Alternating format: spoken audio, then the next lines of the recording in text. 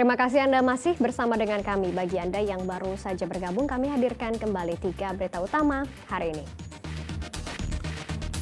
Dua kubu pelajar di Kota Medan terlibat tawuran di ruas jalan Sisingamangaraja.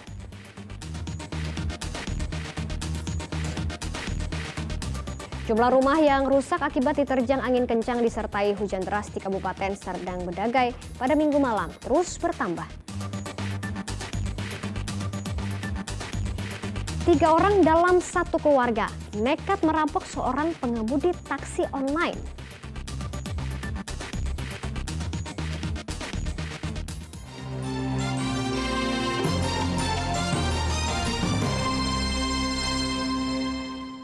Tiga orang dalam satu keluarga nekat merampok seorang pengemudi taksi online. Korban dibekap dan diikat di bawah ancaman senjata tajam sebelum dibuang ke parit. Beruntung korban selamat meski mengalami luka ringan.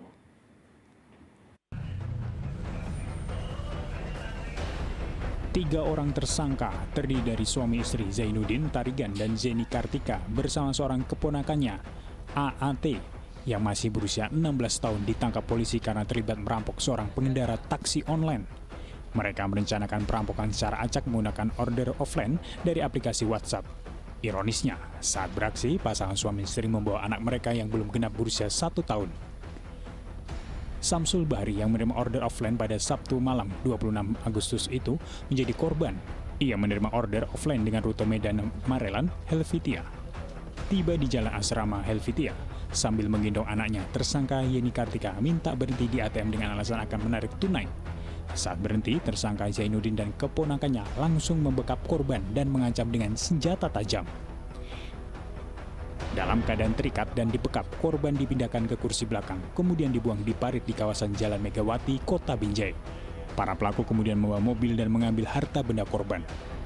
Personel Polsek Helvetia kemudian membekuk ketiga tersangka saat akan menjual mobil korban seharga 20 juta rupiah di Jalan Jamin Ginting pada Minggu 27 Agustus dini hari. Seolah-olah si perempuan ini, si YT, turun untuk mengambil uang ke ATM. Ternyata setelah turun si perempuan, si YT tersangka ini, yang 2 orang ini beraksi. Yang satu menodongkan senjata, mencekik, menyodongkan dengan pisau, mencekik. Setelah berhasil dicekik, diikat, terus ditutup matanya dengan serbet. Pakai tangan gini ya, sekuat hatinya. Setelah itu pisau di leher. Kau kooperatif, kalau tidak kooperatif saya koyak. Terus satu lagi yang laki-laki berusaha meraih tangan untuk mengikat. Ya saya pasrah lah. Langsung diikat, pasrah. Setelah itu saya diseret ke bangku tengah. Sambil saya dibenamkan di bawah dan saya nggak tahu apa-apa lagi. terus abang ditaruh di mana habis itu? Ditaruh di tengah. Ditaruh di tengah, dibuang atau di mana? Belum dibuang, itu belum, mobil belum jalan. Nah, setelah diambil kemudi sama pelaku mobil, baru dibawa jalan. Kepada polisi, pasangan suami istri mengaku terlilit kebutuhan ekonomi dan utang. Keduanya melibatkan keponakannya dengan dalih akan membangun usaha bersama dari hasil merampok mobil tersebut. Tuti Alawiyah Lubis melaporkan dari Kota Medan. Kita beralih ke informasi lain. Roida Tampu Bolon, pelaku pelemparan air mineral dan sandal ke arah petugas keamanan presiden telah diamankan ke rumah sakit jiwa. Wanita ini juga pernah bermasalah dengan kasus surat kematian palsu.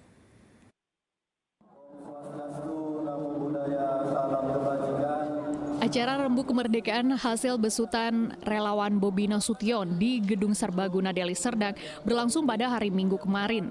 Acara tersebut juga dihadiri Presiden Republik Indonesia Joko Widodo. Selain isi kegiatan yang mengundang perhatian dalam acara tersebut adalah sosok wanita parubaya yang berupaya menerobos pengamanan dan melempar sandal serta air ke arah pengamanan Presiden.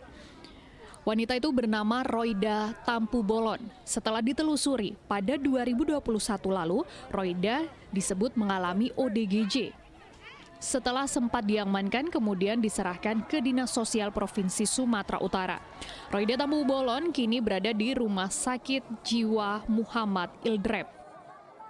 Tak hanya masalah Roida dinyatakan orang dengan gangguan jiwa, Roida juga pernah dinyatakan meninggal dunia dengan bukti dari Disduk Capil, surat kematian atas nama Roida Tampu Bolon.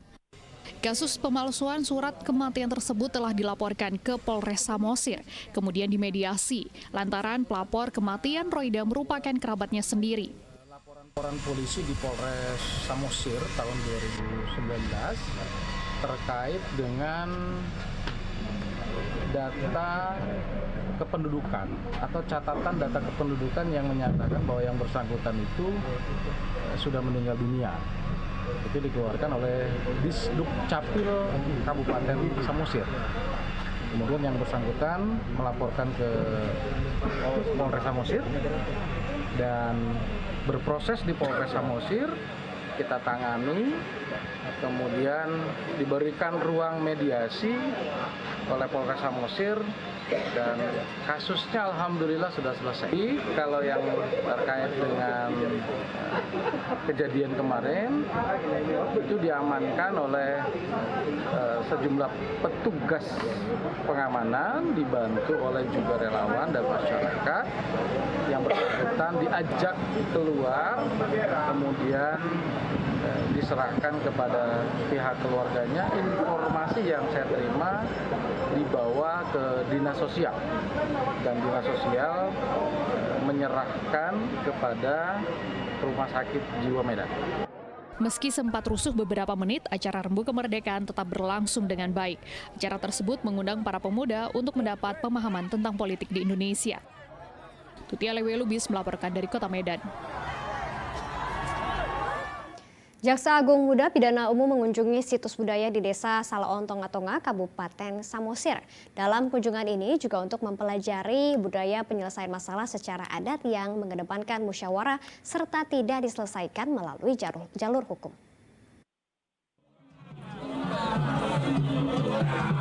Jaksa Agung Muda Pidana Umum Fadil Zumhana mengunjungi Desa Salaon Tonga-Tonga, Kabupaten Samosir.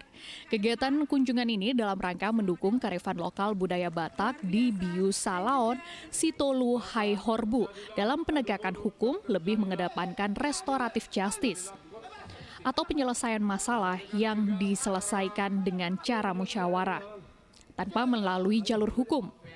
Salah satu tempat wisata yang dikunjungi yaitu situs budaya Toguan Nagodang.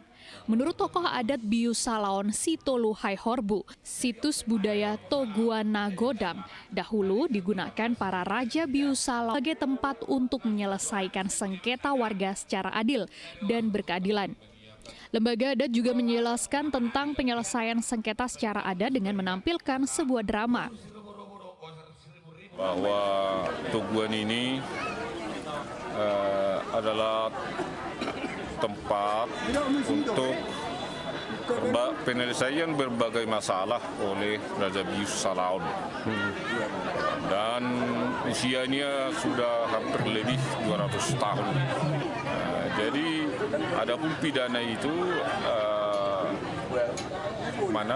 adalah motifnya adalah soal sengketa tanah. Budaya masyarakat Toba Samosir dalam hal penegakan hukum yang mendepankan restoratif justice.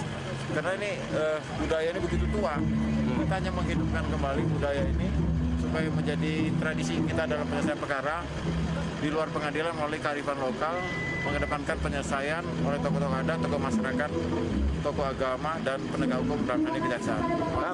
Budaya turun-temurun dalam penanganan tindak kejahatan ini termasuk pemberian restoratif justice atau penyelesaian masalah tanpa menempuh jalur hukum diharapkan tetap dijalankan dalam menyelesaikan perkara di luar pengadilan.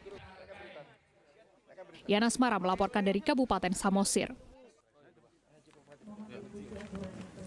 Dan informasi tersebut mengakhiri berita Medan hari ini. Saya Janet Lee berterima kasih atas perhatian dan kebersamaan Anda. Selamat beraktivitas dan sampai jumpa.